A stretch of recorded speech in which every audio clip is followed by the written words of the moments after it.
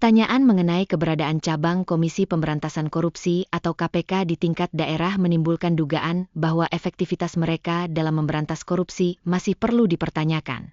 Hal ini semakin kontras ketika dibandingkan dengan keberadaan jaksa yang telah tersebar di setiap kabupaten di Indonesia. KPK sering dipersepsikan sebagai lembaga yang memiliki spesialisasi dalam menangani kasus-kasus korupsi yang bersifat unik.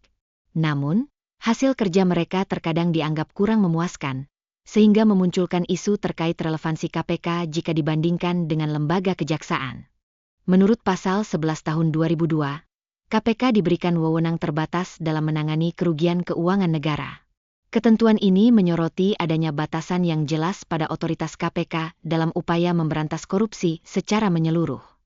KPK didirikan sebagai respons terhadap kebutuhan akan penguatan penegakan hukum di Indonesia, khususnya dalam konteks penanganan kasus korupsi. Lembaga ini muncul dari tuntutan reformasi yang dihasilkan pasca era Orde Baru. Terdapat keterbatasan dalam penanganan kasus oleh KPK, terutama yang berkaitan dengan bentuk korupsi yang lebih kecil. Misalnya, kasus korupsi yang melibatkan kepala desa dengan nilai yang relatif kecil tidak termasuk dalam lingkup kewenangan KPK. Suap sering dianggap sebagai inti dari korupsi yang lebih substansial, yang berpotensi merusak sendi-sendi demokrasi. Bahkan, praktik suap dapat terjadi dalam skala kecil, tetapi dampaknya tetap dapat berakibat serius bagi masyarakat.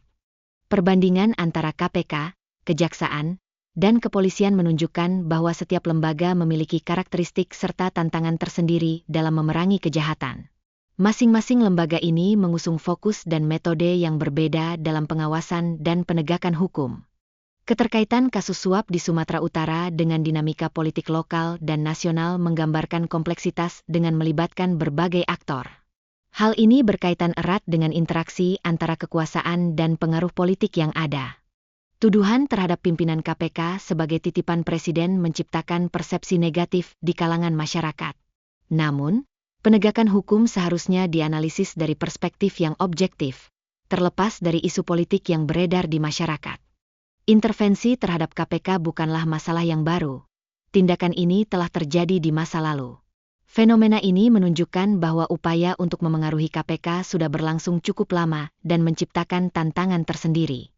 Kasus Bansos menggambarkan bahwa faktor eksternal dapat memengaruhi operasional KPK secara signifikan. Situasi ini menegaskan betapa pentingnya menjaga independensi dalam penegakan hukum. KPK menunjukkan keberaniannya dalam menghadapi tantangan meskipun terdapat anggapan bahwa mereka mengalami kelemahan. Ini membuktikan bahwa KPK tetap berfungsi secara efektif meskipun harus beroperasi dalam kondisi yang sulit. Bang Said mempertanyakan sejauh mana keberanian untuk melawan Jokowi, serta menyampaikan pandangannya mengenai KPK.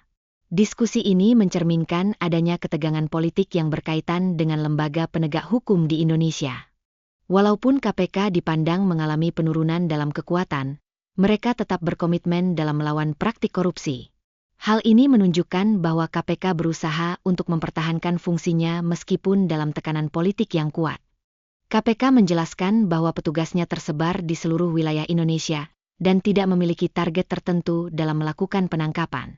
Informasi ini melukiskan komitmen KPK untuk beroperasi dengan cara yang adil dan transparan. Ada pemikiran bahwa kehadiran KPK bukanlah sesuatu yang kebetulan, melainkan merupakan sebuah upaya serius dalam memperkuat penegakan hukum di seluruh penjuru Indonesia. Lingkup operasional mereka mencakup daerah-daerah dari Aceh hingga Papua. Penting untuk tidak melakukan intervensi terhadap KPK dalam melaksanakan tugasnya, agar mereka dapat melakukan investigasi secara independen. Ini merupakan langkah strategis dalam memerangi praktik korupsi secara efektif. KPK diharapkan dapat berfungsi dengan baik di daerah rawan seperti Sumatera Utara, yang terkenal dengan tingginya angka kasus korupsi. Harapan ini sangat penting bagi masyarakat yang menantikan keadilan.